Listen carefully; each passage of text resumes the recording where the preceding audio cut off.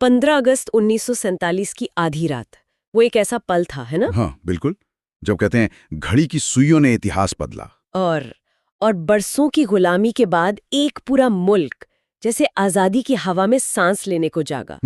आज हम उसी रात की कहानी को थोड़ा और गहराई से समझने की कोशिश कर रहे हैं। हमारे पास जो 2 लेख हैं उनके जरिए। हाँ, कोशिश यही है कि जो स्रोतों में बातें हैं, जो एहसास बताए गए हैं, उनको पकड़ सकें। हाँ, तो दिल्ली में आधी रात का नजारा सोचिए। तिरंगा लहरा रहा है और संविधान सभा, पंडित नेहरू की वो आवाज। हाँ, वो गूंज।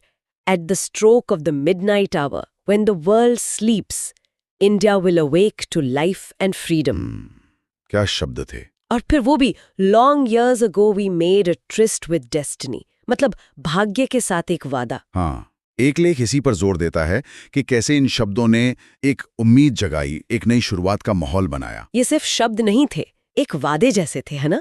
हाँ, बिल्कुल, बहुत शक्तिशाली शब्द थे और उनमें भविष्य की एक बड़ी आशा थी। लेकिन जैसा दूसरा स्रोत हमें याद दिलाता है, उसी पल में एक और सच्चाई भी थी, वो भी साथ चल रही थी। अच्छा। एक तरफ तो जबरदस्त जश्न था, 200 साल की ब्रिटिश हुकूमत खत्म हुई थी, लोग सड़कों पर थे, नारे थे। जाहिर है। पर दूसरी तरफ वो बंटवारे का दर्द, बहुत असहनीय दर्द था वो। हाँ। पहला लेख बताता है कि दिल्ली की सड़कों पर जहां जश्न था, वहीं कुछ कोनों में बंटवारे में बिछड़े लोगों को ढूंढने की फुसफुसाहटें भी थी। ओहो। और दूसरा लेख कहता है कि राजधानी से थोड़ी ही दूर शरणार्थी कैंप लगे थे, लाखों लोग। लाखों। हाँ, उनके लिए ये आजादी मतलब मिलीजुली भावना थी, घर उजड़ने का गम था और आगे क्या होगा इसकी चिंता। तो ये रात खुशी और दुख का एक अजीब सा संगम थी, कह सकते हैं। बिल्कुल बिल्कुल, एक ही वक्त में दोनों चरम भावनाएं। ये वाकई एक, हाँ, उलझी हुई तस्वीर है। एक ही पल में इतनी खुशी और इतना दर्द। और जैसा ये लेख याद दिला रहे हैं, ये आजादी कोई अचानक से नहीं मिल गई थी। नहीं, बिल्कुल नहीं। ये तो उन अनगिनत लोगों के संघर्ष, उनके बलिदानों का नतीजा थी। जाने तक दी लोगों ने। सही बात है।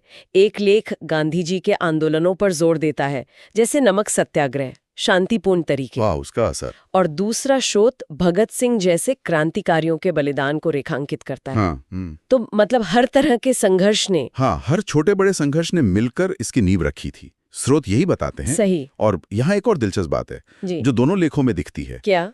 कि 15 अगस्त 1947 कोई अंत नहीं था। अच्छा, मतलब मंजिल नहीं थी। नहीं, इसे एक मंजिल की तरह नहीं, बल्कि एक बहुत लंबे सफर की शुरुआत के तौर पर देखा गया।